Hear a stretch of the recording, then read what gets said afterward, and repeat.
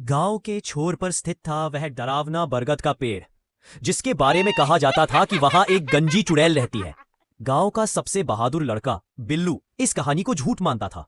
एक अमावस्या की रात जब चारों ओर सन्नाटा था, बिल्लू ने अपने दोस्तों के सामने शेखी बघारी और अकेले उस पेड़ की ओर चल पड़ा। जैसे जैसे वह पेड़ के पास पहुंचता गया, हवा ठंडी और भारी होती गई। पत्तों की सरसराहट किसी फुसफुसाहट जैसी लग रही थी। उसने देखा कि पेड़ की जड़ों के बीच कुछ चमक रहा था। उत्सुकता से वह पास गया और वहां उसे एक पुरानी मैली गुड़िया मिली। जैसे ही उसने उसे छुआ, एक ठंडी हवा का झोंका आया और पेड़ की शाखाओं से एक डरावनी हंसी गूंजी। बिल्लू ने ऊपर देखा। वहां शाखाओं के बीच एक काली परछाई बैठी थी। उसके सिर पर एक भी बाल नहीं था और उसकी आंखें अंगारों की तरह चमक रही थी। वह गंजी चुड़ैल थी।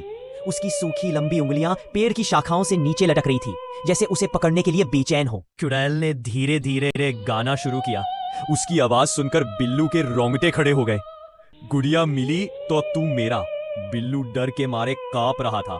उसने गुड़िया को फेंक दिया और भागने लगा, लेकिन जैसे ही वह मुड़ा, उसे महसूस हुआ कि कोई उसका पीछा कर रहा है। हर कदम के साथ उस चुड़ैल की हंसी और नजदीक आती जा रही थी। बिल्लू ने पीछे मुड़कर नहीं देखा, लेकिन उसे पता था कि वह अब उसके ठीक पीछे है।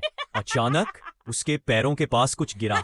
उसने देखा वह वही गुड़िया थी जो अब उसके ठीक सामने थी। चुड़ैल की भयानक हंसी पूरे जंगल में गूंज रही थी और बिल्लू को लगा कि अब उसका अंत नजदीक है।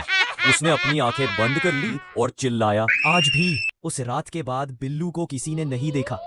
गांव वाले कहते हैं कि गंजी चुड़ैल ने उसे अपनी गुड़िया के साथ हमेशा के लिए ले लिया है। रात में जब भी हवा चलती है, गांव वाले आज भी उस चुड़ैल की भयानक हंसी और उसके गाने को सुनते हैं।